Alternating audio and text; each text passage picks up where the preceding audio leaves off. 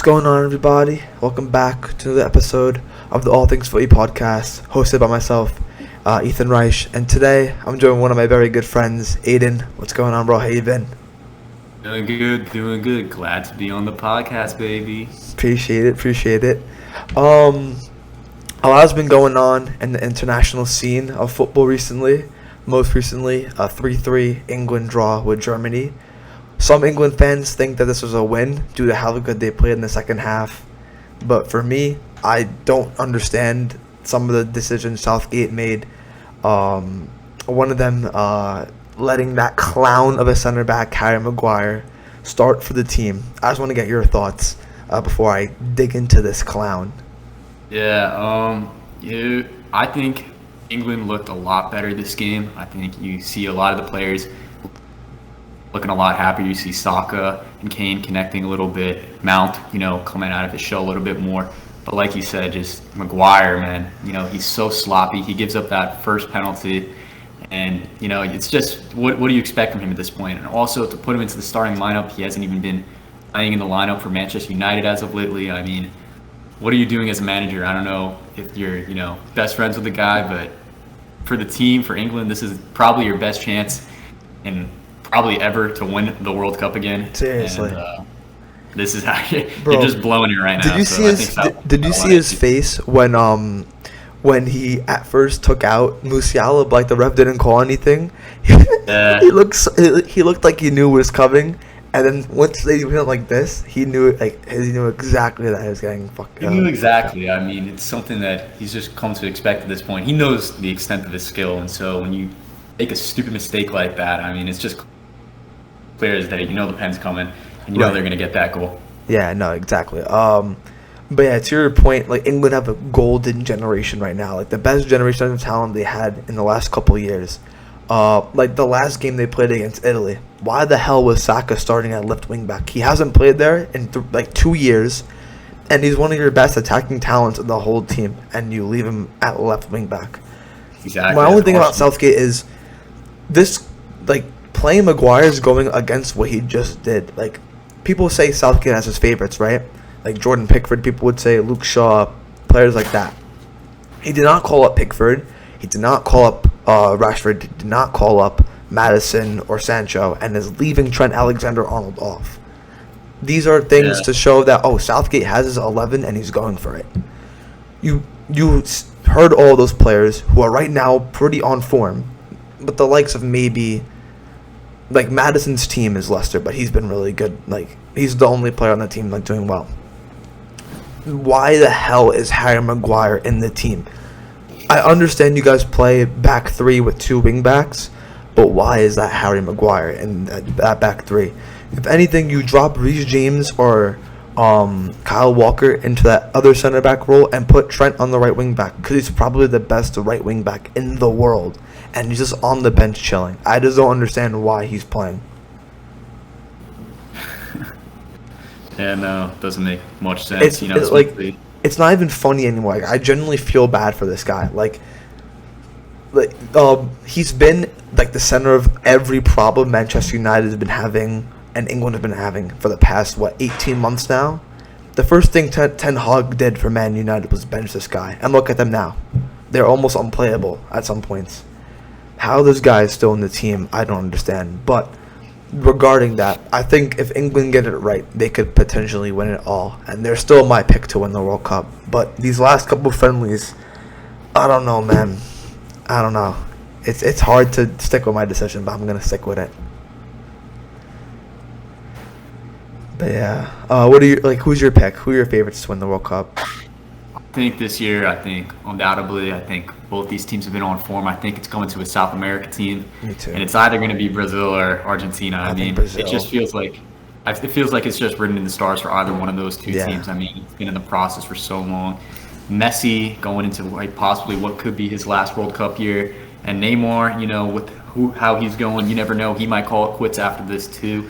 And they're both just playing out of their mind right now. For both club and for their nationalities. Yeah. No, Messi's averaging a hat trick in his last 3 games. that Argentina team is on form right now. Like, I don't think anyone will stop them. And then Brazil, like they have, like their starting 11 is so good, and their attacking depth is also so good. I think it's the only attacking depth that rivals England.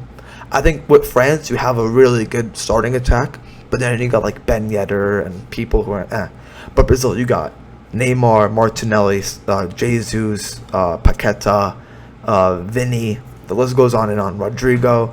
England, you got like Grealish, Saka, Foden, Kane, Sterling. The list goes on and on from that as well. I also think another shot to win the World Cup is Portugal. Bro, they have an insane team. Rafael Leao for AC Milan is playing insane recently. Bernardo Silva's class. I think Ronaldo's going to turn up to the World Cup because he knows this is last, and I think he's going to score a couple of goals at least to help that team. That team has so much quality too. And it's scary because all these teams that we just mentioned would destroy that England back line if it has Harry Maguire in it. Just that one player. If they take him out and play for Kyle Tomori, who's won the league with AC Milan. He's so good. Or even Mark Gahey for Crystal Palace. Put one of them in and they'll be sorted. But I just don't understand. But that's the World Cup news for now. Oh, and then USA drew to what? We drew to Saudi Arabia, right? Yeah, I believe so. Saudi 0-0. Arabia. Oh my God, what's happening, bro? I picked these guys to maybe like rival England to maybe win the group, but we're not gonna beat Iran. We're just not at this rate.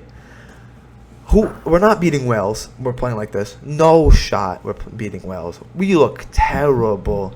There's not like any bit of like creativity in that team right now. And I said it too. I think Christian Pulisic needs to come off the bench. I don't think he should start. Just because of how out of form he is at Chelsea, I think you have to play like Reina, Ricardo Pepi, and Aronson as your front three. Maybe have Pulisic as a cam or left wing. But I don't know what America's doing, man. Oh, they get me so tight because they're such a young and lively team, and we're in a pretty easy group. We should go through, right? Wales is pretty old. Iran, no offense to them, I can't name you a single Iranian player. And here we are, USA's golden youth generation, and drawing 0-0 with Saudi Arabia and losing 2-0 to Japan, who are a good team, but not even putting up a fight. It's sad, man. So the England Revolution teams are not doing too well right now. But speaking of England, we have a great upcoming Premier League weekend this week. Yes, sir. Starting on Saturday at 7:30 here for us in New York. It's Arsenal versus Tottenham Hotspurs at the Emirates, North London derby. I'm here with an Arsenal fan. I'm going to get your thoughts on this one before I go. So, as an Arsenal fan, this game, I'm not going to lie, it's scary. Right now, we're playing top form. We've only lost one game all season to Manchester Which United. I honestly don't believe you should have lost. Like, you I guys don't were think we playing should like you have were lost. not losing. Yeah, that game was a tough result, but, we've only lost one result, and that's against the top 6 team. And playing a team like Tottenham, which, in my opinion, I think has more quality and has better management than, right now at least, Manchester United, it makes you nervous, Tottenham's a team that knows how to play Arsenal. Definitely. And their play style is definitely going to kick our ass if we're not ready for it. I don't know if you remember against the United game, Arteta ran an extremely high line, and what killed Very high line. What killed us that game was counterattack.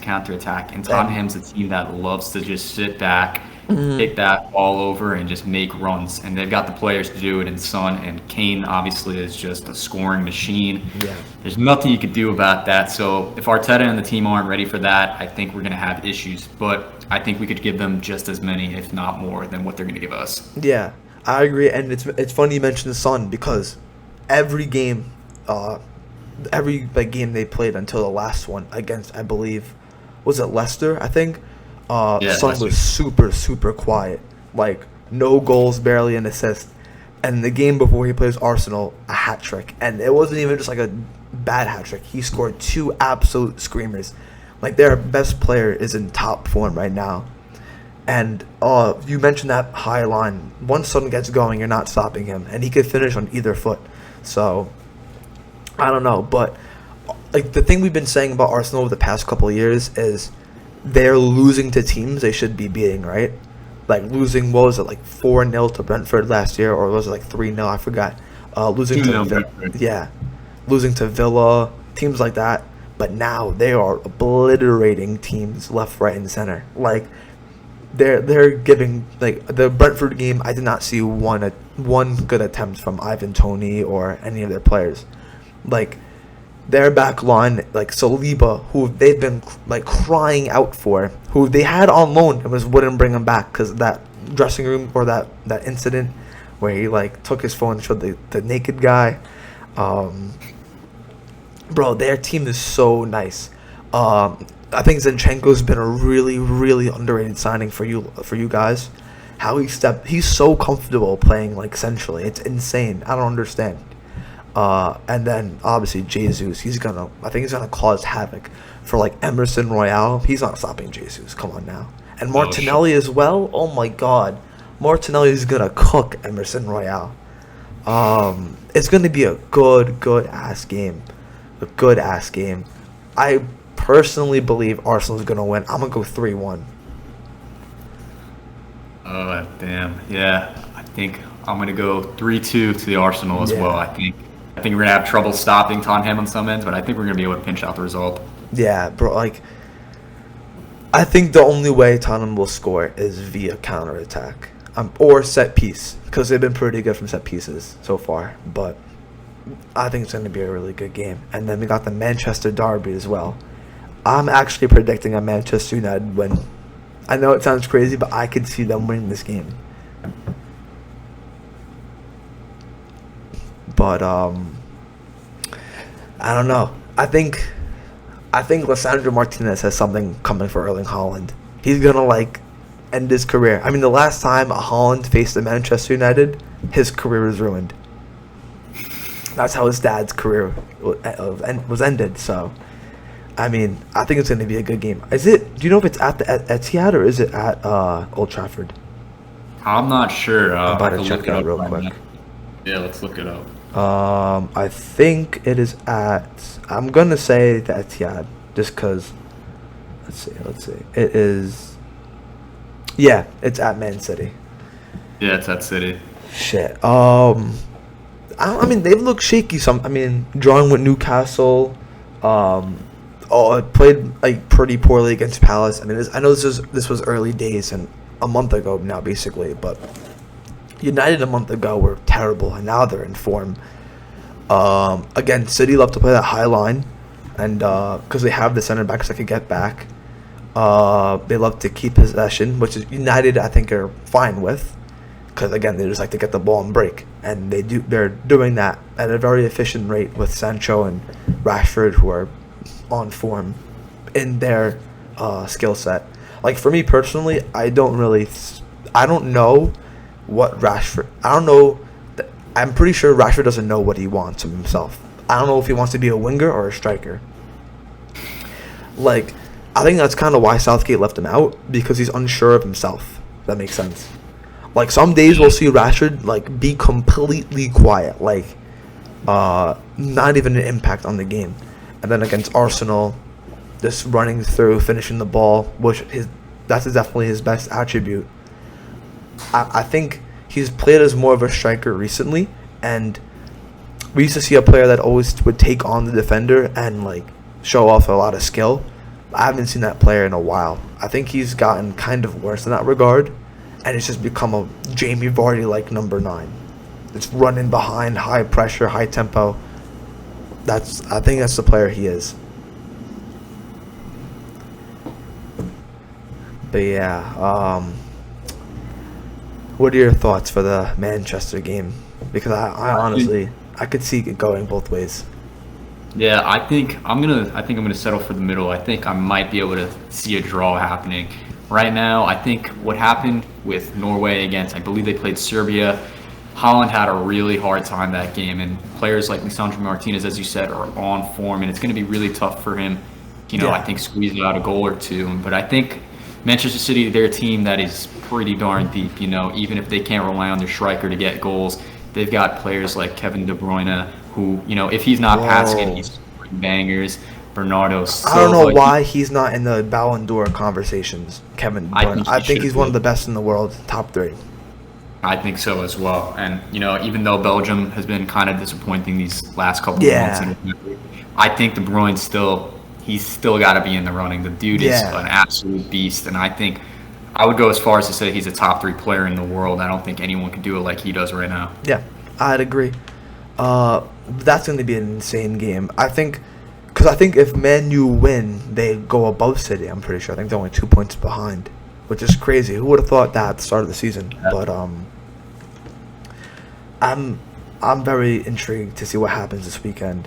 More so on the Arsenal Spurs game, because bro, I think whoever wins that, the momentum they're gonna have for the rest of the season until the World Cup time is gonna be crazy. Because Tottenham, in the first couple of games, I thought Tottenham looked pretty neutral. They would win games, but 1-0, not play too well. But now they're genuinely playing good. Højbjerg has looked really, really good this season. Same with Romero, their center back. Kulusevski's insane, and I love Bentancur. I think he's awesome as well. Bro, I know Dybala went to Roma, and he's doing really, really good there. But if he went to Tottenham, I think that team would be insane. Him, Kulusevski, Kane, and Son. Oh my God, that would be awesome. And then who do Chelsea play this weekend? Because this is Potter's second, or I think this might be his first Premier League game for Chelsea, right? I think so, because I think he debuted in Champions League, and they play Crystal Palace this weekend. Ah, jeez. On Saturday. Tough. That's going to be another great game, I think. It's slept on. And it's at Crystal Palace. We kind of don't have the best record there, I'm pretty sure. I don't know. I'm really I predicted the start of the season that Chelsea wouldn't get top 4. I feel like every team improved except for us in some regards. Every player we wanted, it seemed would go to Barcelona. And yeah, Koundé, Dembele stayed. We got Araujo we wanted, didn't get. But it's just so annoying because why do we sign Aubameyang and players like that just to fire a manager 6 days later? I feel like our transfer policy was so messed up, especially after the whole Russia-Ukraine thing when we had to get rid of Abramovich and things like that. But I don't know. We don't even have a recognized striker. I don't know what's going on with this team. They're just falling off more and more, losing to Zagreb, and that other team that I forgot in the Champions League. We're gonna get demolished from there. It's hard to speak on Chelsea. It really is. You never know. Havertz might make a surprise, appearance and pop off like he did against England. 2 goals against England. I don't know. You never know with Chelsea. But he plays in this position in Germany. We play him at either a wing. Oh no, we usually what Potter I think did last game is play Mount on the wing and then Havertz in the 10, which that's his only position. He can't play as a 9 and he can't play on the wing. He's a 10. He's a getting behind player, sitting in right behind the striker. Mount, on the other hand, is more variety. We saw that against Germany when Saka fed him in and scored. I think if we get, I don't think we can really get the best out of Mount and Havertz when they're on the same time. That's my opinion, though. It's hard unless we want to play with 2 central attacking midfielders. Then I don't think we're gonna get the best out of them because they both like to drift quite a lot. So. But yeah, it's going to be a good weekend for the Premier League, as is always. Very excited. And come on, Arsenal, coming from a Chelsea fan. Beat Spurs, please. Sir. And catch you all in the next episode. See you guys. Take care.